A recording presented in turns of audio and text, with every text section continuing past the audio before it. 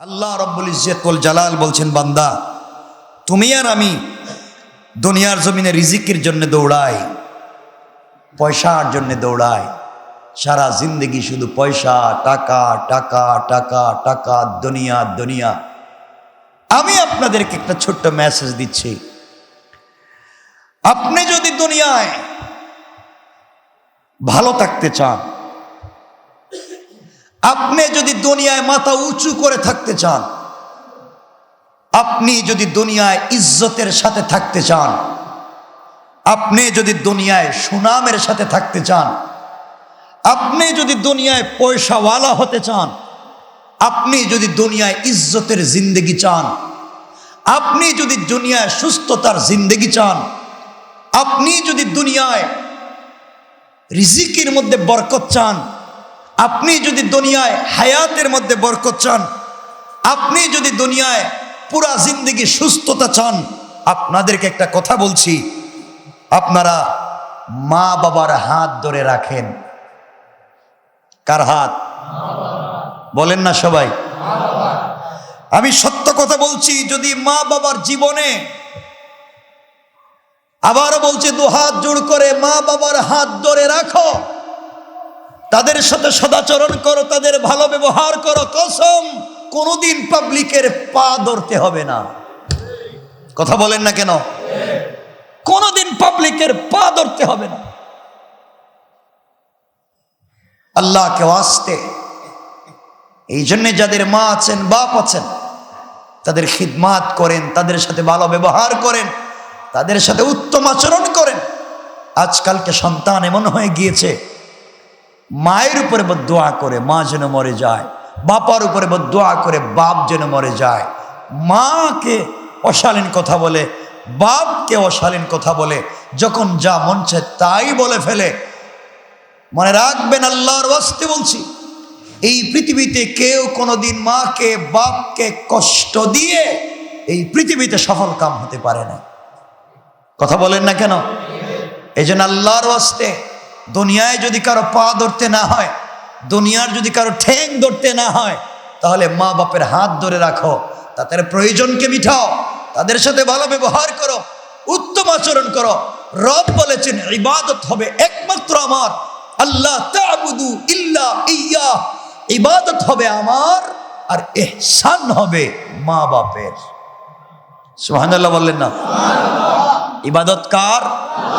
আল্লাহ তা'বুদু ইল্লা ইয়্যাহ, ইবাদত হবে একমাত্র আমার, ওয়াবিল ওয়ালিদাইনি ইহসানা, আর ইহসান হবে, উত্তম আচরণ হবে, নমনীয় ব্যবহার হবে মা বাপের সাথে। সুবহানাল্লাহ। আল্লাহ বুঝাতে চাইলেন, দুনিয়ার জমিনে কেউ যদি চলার পথে আল্লাহর ইবাদত করতে করতে, মা বাপের ইহসান করতে করতে ইন্তেকাল করে, আল্লাহ রব্বুল ইজ্জত ওয়াল জালাল বললেন, বান্দারে তুমি ইন্তেকাল করতে দেরি হবে, আমি আল্লাহর তৈরি জান্নাতে যেতে দেরি হবে না। আপনি বাপকে কষ্ট দিলেন মরার সময়, আপনি যা তা গালিগালাজ করলেন বাপকে, আপনার যা মন চায় তা আপনি করলেন বাপের সাথে, মায়ের সাথে। ইন্তেকালের পরে তাদের জন্য 10 গরু জবাই করে দাওয়াত খাওয়ালেন, ইন্তেকালের পরে তাদের কবরের পাশে গিয়া কাঁদলেন। এখন তো আর ক্ষমা চাইতে পারবেন না, চাওয়ার জায়গা নাই, মরে গিয়েছে। সুতরাং আল্লাহর ওয়াস্তে আপনাদের কাছে বলে যাই, পৃথিবীতে যদি আপনি দোয়া কবুল করাতে চান আর ভালো থাকতে চান, হায়াতে বারাকা চান, পয়সাওয়ালা হতে চান, মা বাপকে খুশি করে তাদের কাছ থেকে দোয়া নেন, আল্লাহ তাআলা আপনার দুনিয়া এবং আখিরাতকে খুলে দিবেন। কোন সুবহানাল্লাহ। এই জন্যে আমরা আজকে সেই দিকে কথায় যাব না। রাসূল সাল্লাল্লাহু আলাইহি ওয়াসাল্লাম তার কলিজার টুকরা সাহাবী মুআয ইবনে জাবাল রাদিয়াল্লাহু তাআলা আনহুকে রাসূল পাক সাল্লাল্লাহু আলাইহি ওয়াসাল্লাম ডাক দিয়ে একদিন বললেন, শোনো, আমি তোমাকে আওসানি রাসূলুল্লাহ সাল্লাল্লাহু আলাইহি ওয়াসাল্লাম বি আশারি কালিমাত। মুআয ইবনে জাবাল বলেন, রাসূল আমাকে 10টা ব্যাপারে ওসিয়ত করেছেন। কয়টা ব্যাপারে? সবাই বলেন।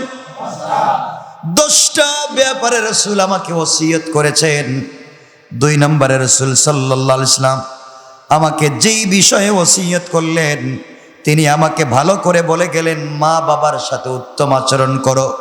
যদি তারা তোমাকে ত্যায্য পুত্র করে দেয়, ঘর বাড়ি থেকে বের করে দেয়, তোমাকে জমিন থেকে তাদের এলাকা ছেড়ে যেতে বলে দেয়, সব কিছুতে রাজি হয়ে যাও।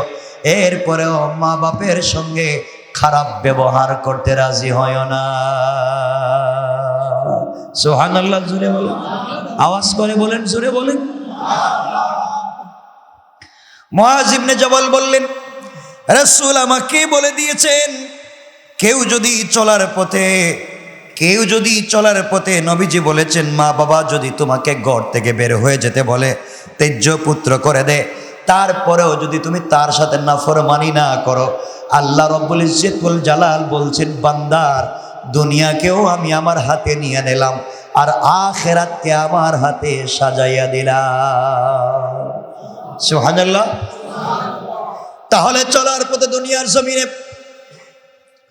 আল্লাহর ওয়াস্তে মাকে কষ্ট দেওয়া যাবে না, বাবাকে কষ্ট দেওয়া যাবে না। আপনি সন্তান, বাবাকে কষ্ট দিয়েছেন, হয়তো এখন বড় হয়ে গিয়েছ, বাবা তোমার ভয়ে কোনো কথা বলতেছে না, তুমি খারাপ ব্যবহার করবে, গালি দিবে। কিন্তু বাবা যখন একা হয়ে যায়, হয়তো চোখের পানি ছেড়ে কান্না করে আল্লাহর কাছে ডাক দিয়া বলে, আল্লাহ, এমন নাফরমান সন্তান দিয়েছ, কষ্ট করে বৃদ্ধ বয়সেও আমি তাকে খাওয়াই, সন্তানটা খারাপ ব্যবহার করে, উত্তম আচরণ করে না। এগুলা যদি আপনি করেন, কিয়ামতের দিন জবাব দেওয়া লাগবে, জান্নাতে যাওয়া যাবে না।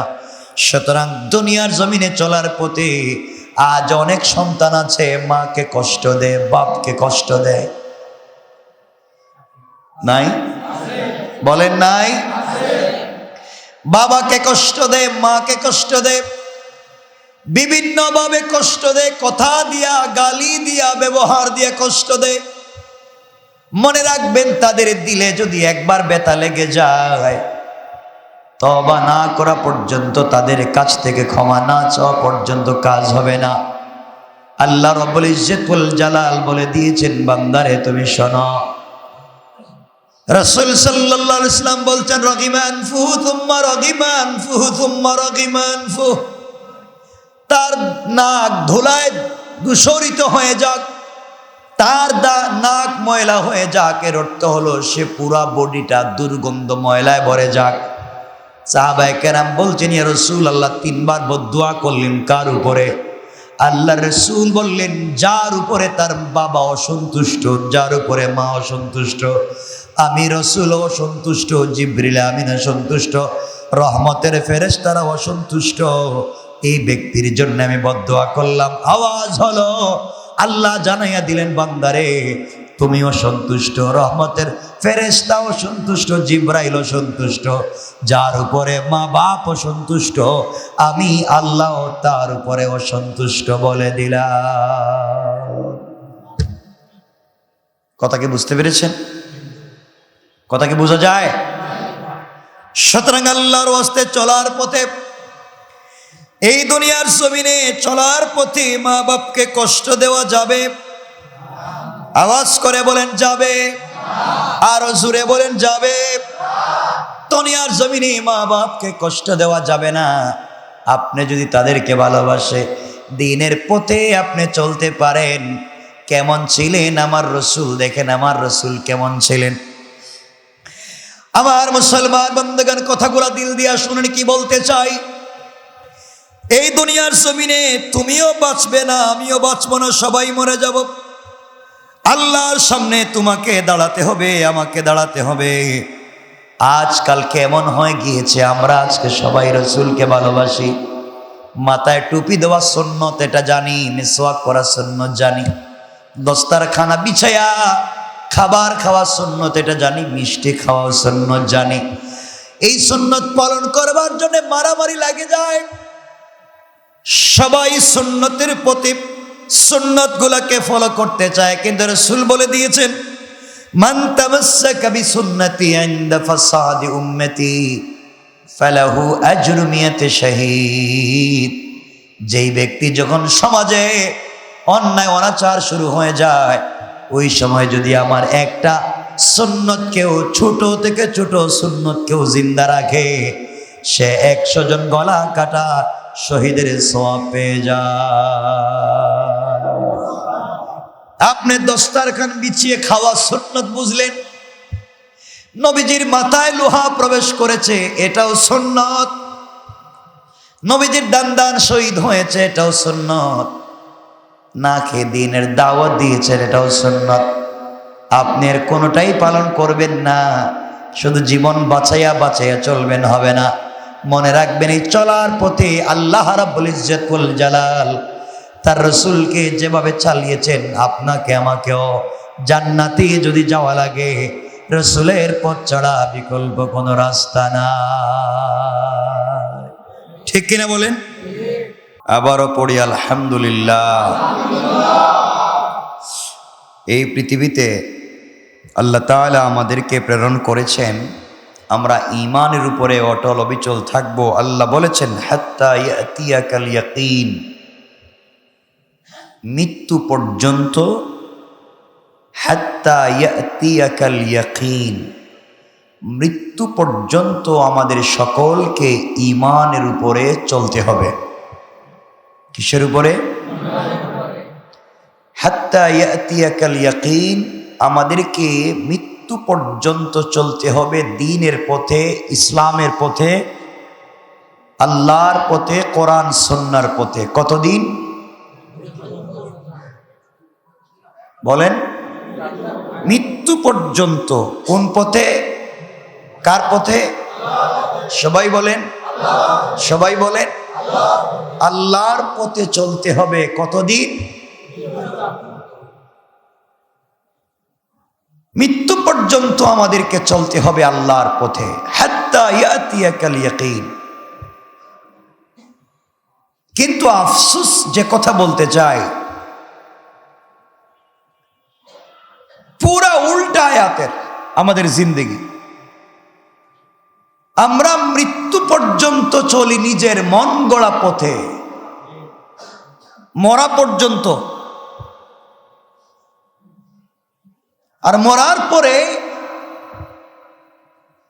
একেবারেই ইসলামের মতো বেশভূষা ধরে আমরা যাই। দুনিয়ায় বেঁচে থাকতে ইসলামকে ফলো করি না। আল্লাহ বলেছেন মৃত্যু পর্যন্ত দ্বীনকে ফলো করো, মৃত্যু পর্যন্ত ইসলামকে ফলো করো। তাহলে মরার পরে আর নামাজ পড়তে হবে না। মরার আগ পর্যন্ত দ্বীনকে ফলো করো, মরার আগ পর্যন্ত নামাজ পড়ো, মরার পরে পড়তে হবে না। মরা পর্যন্ত রোজা রাখো, মরার পরে রাখতে হবে না। মরার আগ পর্যন্ত দ্বীন মানো, মরার পরে দ্বীন মানতে হবে না। মরার আগ পর্যন্ত ইসলামকে মানো, মরার পরে আর মানতে হবে না। বুঝতে পারছেন? কথা বুঝতে পেরেছেন? কিন্তু আমরা মরা পর্যন্ত দ্বীন মানি না, মরার পরে মানি। মৃত্যু যখন হয়ে যায়, সারা জিন্দেগি পাঞ্জাবি পরে নাই, কিন্তু পাবলিক তার জুরে দুইরা মরার পর একটা বড় ঢিলাডালা কাপড় পরাইয়া দেয়, পাঞ্জাবি। কথা বলেন না কেন? বলেন সবাই। সারা জিন্দেগি পাঞ্জাবি আর জুব্বার বিরুদ্ধে বক্তৃতা করলেন। যারা সুন্নতের পথে চলে তাদেরকে সন্ত্রাসী বললেন, তাদেরকে বেদাতি বললেন, আর যারা বিদাত করে তাদেরকে সুন্নি বললেন। কথা বলেন না কেন? এইভাবে আপনি আমি জিন্দেগি কাটালাম। ইন্তেকালের পরে এখন আপনি জুব্বা পড়তেছেন। পুরা জিন্দেগি কোনোদিন আপনি আতর ব্যবহার করেন নাই। মরার পরে দেখা যায় ভালো করে আতর লাগায়। কথা বলেন না কেন? খুব ভালো করে আতর লাগায়, সুরমা লাগায়। এগুলা কি মরার পরে লাগাইবার কথা? কথা বলেন না কেন? মরার পরে মানে ইসলামের যত সৌন্দর্য এগুলা মরার পরে না আগে? সবাই বলেন মরার পরে কি? মরার আগে আপনি রাসূলের সুন্নত ফলো করবেন, সুন্নত মতো চলবেন, সুন্নত মতো কাপড় পরবেন। আপনি পরলেন না, যেভাবে মন চায় সেভাবে চললেন। মরার পরে আপনি লম্বা জুব্বা। কি ওখানে যাইতে কি এখন ভয় হয়? আল্লাহর কাছে যাইতে এখন ভয় হচ্ছে? জুব্বা ছাড়া যাইতে পারতেছেন না, ওখানে যান না কেন? যেভাবে চললেন এভাবে। মরার পরে আপনি কত দামি দামি আতর লাগাচ্ছেন, মরার আগে টানছেন গাঞ্জা বোতল, আর মরার পরে এখন আতর লাগিয়ে লাভ কি? কথা বলেন না কেন? মরার পরে আমরা সব ভালো হয়ে যাই। আল্লাহ বলছেন হাত্তা ইয়াতিয়াকাল ইয়াকিন, তোমাকে ভালো থাকতে হবে মৃত্যু পর্যন্ত। কখন পর্যন্ত? সবাই বলেন। আল্লাহ রাব্বুল ইজ্জত ওয়াল জালাল বলছেন কেউ যদি মৃত্যু পর্যন্ত ভালো পথে চলে, হালাল পথে চলে, ইসলামের পথে চলে, কোরআন সুন্নাহর পথে চলে, ইন্তেকালের সাথে সাথে জিম্মাদার স্বয়ং আল্লাহ। জিম্মাদার কে? আল্লাহ। এই জন্যই চলার পথে একমাত্র কেবলমাত্র সন্তুষ্ট করতে হবে কাকে? আল্লাহ রাব্বুল ইজ্জত ওয়াল জালাল বলছেন বান্দা তুমি আর আমি দুনিয়ার জমিনে রিজিকের জন্য দৌড়াই, পয়সার জন্য দৌড়াই, সারা জিন্দগি শুধু পয়সা, টাকা টাকা টাকা টাকা, দুনিয়া দুনিয়া। আমি আপনাদেরকে একটা ছোট্ট মেসেজ দিচ্ছি, আপনি যদি দুনিয়ায় ভালো থাকতে চান, আপনি যদি দুনিয়ায় মাথা উঁচু করে থাকতে চান, আপনি যদি দুনিয়ায় ইজ্জতের সাথে থাকতে চান, আপনি যদি দুনিয়ায় সুনামের সাথে থাকতে চান, আপনি যদি দুনিয়ায় পয়সাওয়ালা হতে চান, আপনি যদি দুনিয়ায় ইজ্জতের জিন্দেগি চান, আপনি যদি দুনিয়ায় সুস্থতার জিন্দেগি চান, আপনি যদি দুনিয়ায় রিজিকের মধ্যে বরকত চান, আপনি যদি দুনিয়ায় হায়াতের মধ্যে বরকত চান, আপনি যদি দুনিয়ায় পুরা জিন্দেগি সুস্থতা চান, আপনাদেরকে একটা কথা বলছি, আপনারা মা বাবার হাত ধরে রাখেন। কার হাত? বলেন না সবাই। আমি সত্য কথা বলছি, যদি মা বাবার জীবনে, আবারও বলছি দুহাত জোড় করে মা বাবার হাত ধরে রাখো, তাদের সাথে সদাচরণ করো, তাদের ভালো ব্যবহার করো, কসম কোনোদিন পাবলিকের পা ধরতে হবে না। কথা বলেন না কেন? কোনোদিন পাবলিকের পা ধরতে হবে না। আল্লাহকে ওয়াস্তে এই জন্য যাদের মা আছেন, বাপ আছেন, তাদের খিদমাত করেন, তাদের সাথে ভালো ব্যবহার করেন, তাদের সাথে উত্তম আচরণ করেন। আজকালকে সন্তান এমন হয়ে গিয়েছে, মায়ের উপরে বদদুয়া করে মা যেন মরে যায়, বাবার উপরে বদদুয়া করে বাপ যেন মরে যায়, মাকে অশালীন কথা বলে, বাপকে অশালীন কথা বলে, যখন যা মন চায় তাই বলে ফেলে। মনে রাখবেন, আল্লাহর ওয়াস্তে বলছি, এই পৃথিবীতে কেউ কোনোদিন মাকে বাপকে কষ্ট দিয়ে এই পৃথিবীতে সফল কাম হতে পারে না। কথা বলেন না কেন? এই জন্য আল্লাহর ওয়াস্তে দুনিয়ায় যদি কারো পা ধরতে না হয়, দুনিয়ার যদি কারো ঠ্যাং ধরতে না হয়, তাহলে মা বাপের হাত ধরে রাখো, তাদের প্রয়োজনকে মিটাও, তাদের সাথে ভালো ব্যবহার করো, উত্তম আচরণ করো।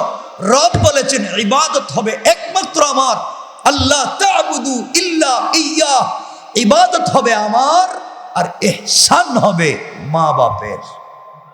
সুবহানাল্লাহ বললেন না? ইবাদত কার?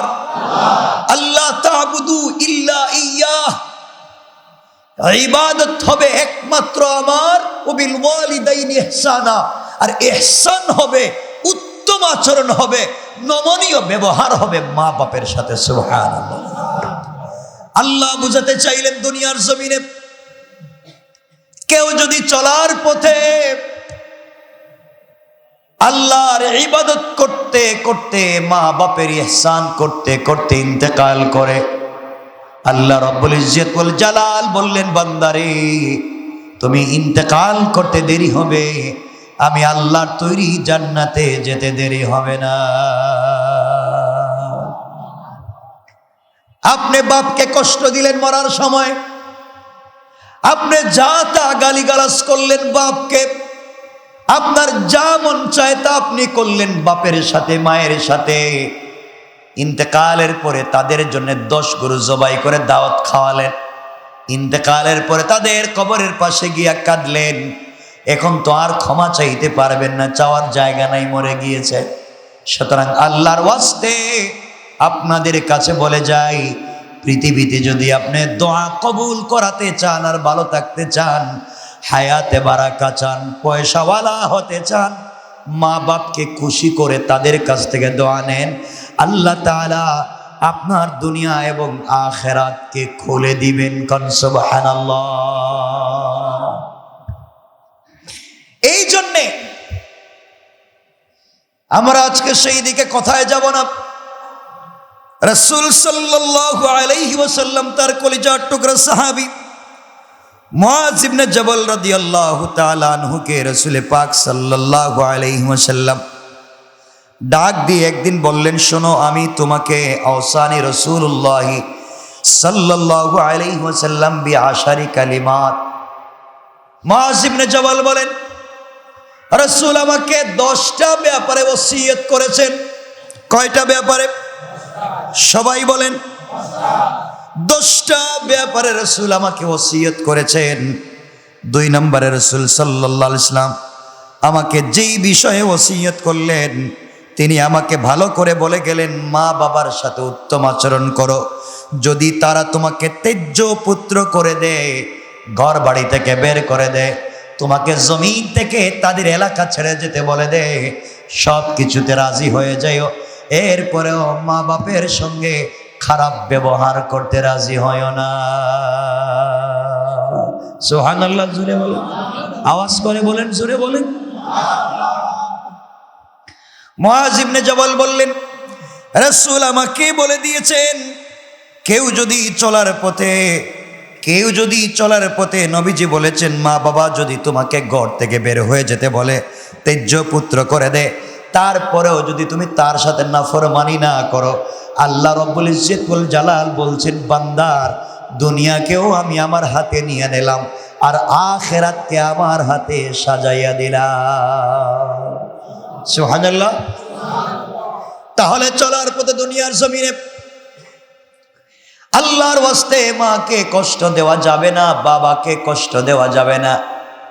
আপনি সন্তান, বাবাকে কষ্ট দিয়েছেন, হয়তো এখন বড় হয়ে গিয়েছ, বাবা তোমার ভয়ে কোনো কথা বলতেছে না, তুমি খারাপ ব্যবহার করবে, গালি দিবে। কিন্তু বাবা যখন একা হয়ে যায়, হয়তো চোখের পানি ছেড়ে কান্না করে আল্লাহর কাছে ডাক দিয়া বলে, আল্লাহ এমন নাফরমান সন্তান দিয়েছ, কষ্ট করে বৃদ্ধ বয়সেও আমি তাকে খাওয়াই, সন্তানটা খারাপ ব্যবহার করে, উত্তম আচরণ করে না। এগুলা যদি আপনি করেন, কিয়ামতের দিন জবাব দেওয়া লাগবে, জান্নাতে যাওয়া যাবে না। সুতরাং দুনিয়ার জমিনে চলার পথে আজ অনেক সন্তান আছে মাকে কষ্ট দেয়, বাপকে কষ্ট দেয়। নাই? বলেন নাই? বাবাকে কষ্ট দেয়, মাকে কষ্ট দেয়, বিভিন্নভাবে কষ্ট দেয়, কথা দিয়া, গালি দিয়া, ব্যবহার দিয়া কষ্ট দেয়। মনে রাখবেন, তাদের দিলে যদি একবার ব্যথা লেগে যায়, তওবা না করা পর্যন্ত, তাদের কাছ থেকে ক্ষমা না চাওয়া পর্যন্ত কাজ হবে না। আল্লাহ রাব্বুল ইজ্জত ওয়াল জালাল বলে দিয়েছেন, বান্দারে তুমি শোনো, রাসূল সাল্লাল্লাহু আলাইহি ওয়াসাল্লাম বলছেন, রাগিমান ফুহু সুম্মা রাগিমান ফুহু সুম্মা রাগিমান ফুহ। তার নাক ধুলায় দূষরিত হয়ে যাক, তার নাক ময়লা হয়ে যাক, এর অর্থ হলো সে পুরা বডিটা দুর্গন্ধ ময়লায় ভরে যাক। সাহাবায়ে কেরাম বলছেন, ইয়া রাসূলুল্লাহ, 3 বার বদদুয়া করলেন কার উপরে? আল্লাহ রসুল বললেন, যার উপরে তার বাবা অসন্তুষ্ট, যার উপরে মা অসন্তুষ্ট, আমি রসুল অসন্তুষ্ট, জিবরিল আমিন অসন্তুষ্ট, রহমতের ফেরেশতারা অসন্তুষ্ট, এই ব্যক্তির জন্য আমি বদদুয়া করলাম। আওয়াজ হলো, আল্লাহ জানাইয়া দিলেন, বান্দারে তুমি অসন্তুষ্ট, রহমতের ফেরেশতা অসন্তুষ্ট, জিবরাইল অসন্তুষ্ট, যার উপরে মা বাপ অসন্তুষ্ট, আমি আল্লাহ তার উপরে অসন্তুষ্ট বলে দিলাম। কথা কি বুঝতে পেরেছেন? কথা কি বোঝা যায়? সুতরাং আল্লাহর ওয়াস্তে চলার পথে, এই দুনিয়ার জমিনে চলার পথে মা বাপকে কষ্ট দেওয়া যাবে? আওয়াজ করে বলেন যাবে, আরো জোরে বলেন যাবে। দুনিয়ার জমিনে মা বাপকে কষ্ট দেওয়া যাবে না। আপনি যদি তাদেরকে ভালোবাসে দ্বীনের পথে আপনি চলতে পারেন। কেমন ছিলেন আমার রসুল, দেখেন আমার রসুল কেমন ছিলেন। আমার মুসলমান বন্ধুগণ, কথাগুলো দিল দিয়া শুনেন কি বলতে চাই। এই দুনিয়ার জমিনে তুমিও বাঁচবে না, আমিও বাঁচবো না, সবাই মরে যাব। আল্লাহর সামনে তোমাকে দাঁড়াতে হবে, আমাকে দাঁড়াতে হবে। আজকাল কেমন হয়ে গিয়েছে, আমরা আজকে সবাই রসুলকে ভালোবাসি, মাথায় টুপি দেওয়া সুন্নত এটা জানি, মিসওয়াক করা সুন্নত জানি, দস্তারখানা বিছায়া খাবার খাওয়া সুন্নত এটা জানি, মিষ্টি খাওয়া সুন্নত জানি। এই সুন্নত পালন করবার জন্য মারামারি লাগে যায়। সবাই সুন্নতের প্রতি সুন্নত গুলাকে ফলো করতে চায়, কিন্তু রাসূল বলে দিয়েছেন, মান তামাসসাকা বিসুন্নতি ইনদা ফাসাদি উম্মতি ফালাহু আজরু মিয়াতি শাহীদ। যেই ব্যক্তি যখন সমাজে অন্যায় অনাচার শুরু হয়ে যায়, ওই সময় যদি আমার একটা সুন্নত কেউ, ছোট থেকে ছোট সুন্নত কেউ জিন্দা রাখে, সে 100 জন গলা কাটা শহীদের সওয়াব পেয়ে যায়। আপনি দস্তারখান বিছিয়ে খাওয়া সুন্নত বুঝলেন, নবীজির মাথায় লোহা প্রবেশ করেছে এটাও সুন্নত, নবীজির দান শহীদ হয়েছে এটাও সুন্নত, না খেয়ে দ্বীনের দাওয়াত দিয়েছেন এটাও সুন্নত। আপনি এর কোনোটাই পালন করবেন না, শুধু জীবন বাঁচাইয়া বাঁচাইয়া চলবেন হবে না। মনে রাখবেন, এই চলার পথে আল্লাহ রাব্বুল ইজ্জত ওয়াল জালাল তার রসুলকে যেভাবে চালিয়েছেন, আপনাকে আমাকেও জান্নাতে যদি যাওয়া লাগে, রসুলের পথ ছাড়া বিকল্প কোনো রাস্তা না।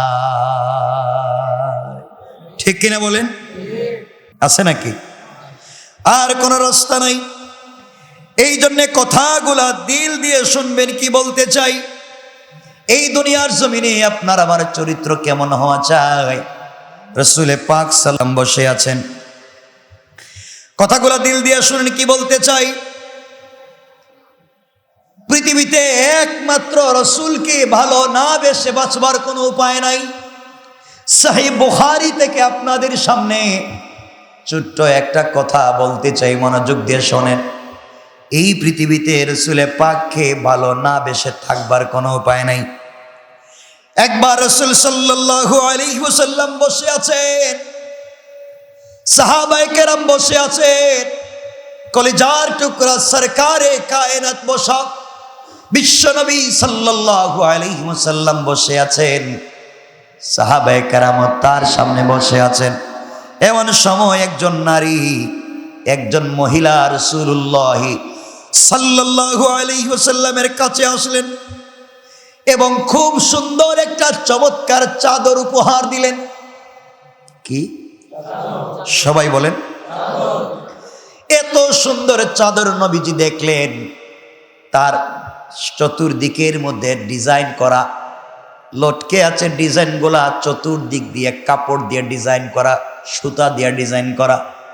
নবীজি দেখলেন এত সুন্দর একটা চাদর আর কোনোদিন থেকে দেখেন নাই। এত সুন্দর একটা চাদর যেটা মুগ্ধতা ছড়ায়, দেখার মতো মনে হয়, ঝালর গুলা দিয়ে ডিজাইন করা। রাসূলুল্লাহ সাল্লাল্লাহু আলাইহি ওয়াসাল্লামকে মহিলা ভালোবেসে মোহাব্বত করে চাদর তিনি দিলেন। নবীজিও চাদরটা তাকাইয়া দেখলেন, এত সুন্দর চাদর কোনোদিন দেখেন নাই। রাসূলও চাদরটা গ্রহণ করলেন, এত সুন্দর চাদর তিনি গ্রহণ করলেন, এত সুন্দর করে তিনি চাদরটা নিলেন। মনে হলো একজন মানুষ যদি পিপাসার্ত থাকে, তৃষ্ণার্ত থাকে, তার কাছে যখন পানি দেওয়া হয় সে যেমন করে পানিগুলা হাতে নিয়ে নেয়, আল্লাহর রাসূল ওইভাবে চাদরটা গ্রহণ করলেন। পড়েন সুবহানাল্লাহ। চাদরটা এত সুন্দর তার শরীরের মধ্যে যখন দিলেন, একে তো বিশ্ব নবী সরকারে কায়নাত, দুনিয়ার সব থেকে লাস্যময়ী আবেদনময়ী সুন্দর বিশ্ব নবী, তার উপরে দিয়েছেন চমৎকার এই চাদরটা। বডির মধ্যে যখন জড়িয়ে নিলেন, পুরোটা শরীর যেন চমৎকার হয়ে গেল, সুন্দর লাগতেছে। সাহাবায়ে কেরাম রাসূলের কাছে আসতেছেন আর বলছেন, ইয়া রাসূলুল্লাহ, এত সুন্দর কোনোদিন আপনাকে দেখায় নাই, আজকে যত ভাল লাগে। সুবহানাল্লাহ বলেন। চাদরটা আপনি যখন বডিতে দিয়েছেন, এই চাদরটা দেওয়ার পরে আপনাকে বড় ভালো লাগতেছে, আপনার বডিতে এই চাদরটা বড় সুন্দর করে, অসম্ভব সুন্দর দেখাচ্ছে। নবীজিও তাকাইয়া দেখেন সত্যি চাদরটা তাকে ভাল লাগতেছে। আপনি একটা কথা চিন্তা করেন,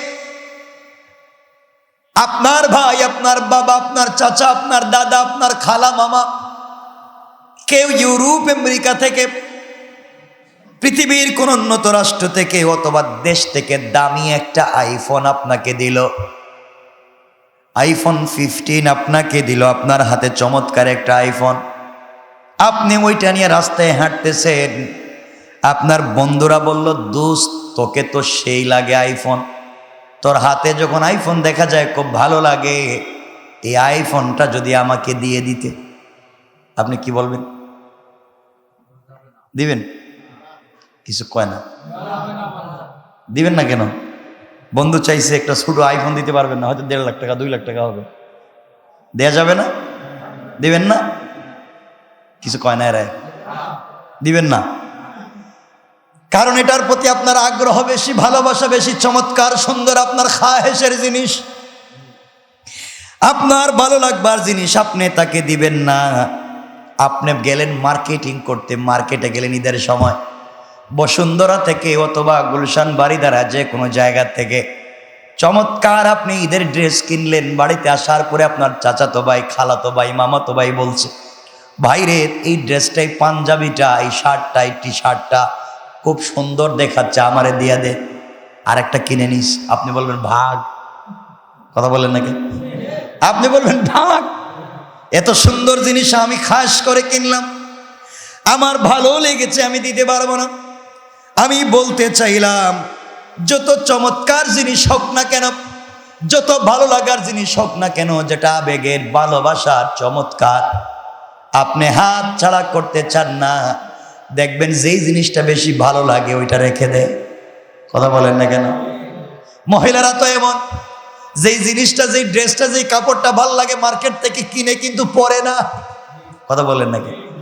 খবর নিয়ে দেখবেন হোয়াইট ডু আলমারিতে ভরে রেখেছে, প্রত্যেক বছর 10টা 20টা করে কিনে, ভালো লাগে কিনে কাউরে দেয়ও না, নিজেও পরে না। আছে না নাই? হোয়াইট ডুতে থাকতে থাকতে পচে যায়, ছিঁড়ে যায়, এরপরেও দিতে চায়। আসতে বলবেন না, জোরে বলেন, দিতে চায়। বলেন দিতে চায় কেন? পছন্দের জিনিস।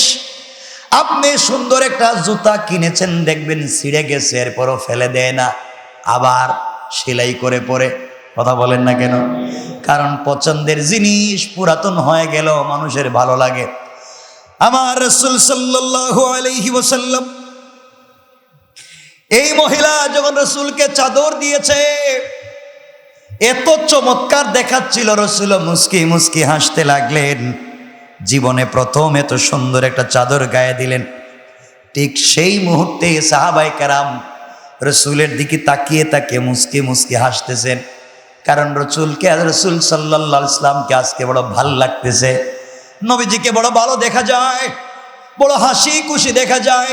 মহিলার জন্য দোয়া করে দিলেন আর বলেন, আল্লাহ তাআলা যেই মহিলা আমাকে ভালোবেসে চমৎকার এত ডিজাইন করে একটা চাদর হাদিয়া দিয়েছে, আল্লাহ তাআলা কিয়ামতের দিনে এমন চমৎকার চাদর দিয়া তুমি তাকে ডেকে দিবা।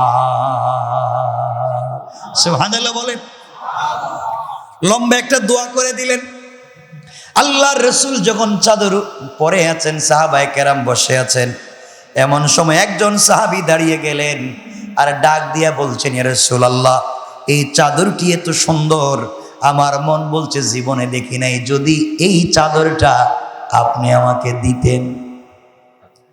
সুবহানাল্লাহ নাই? সুবহানাল্লাহ বলে। আমরা হলে তো মায়ের শুরু করতাম।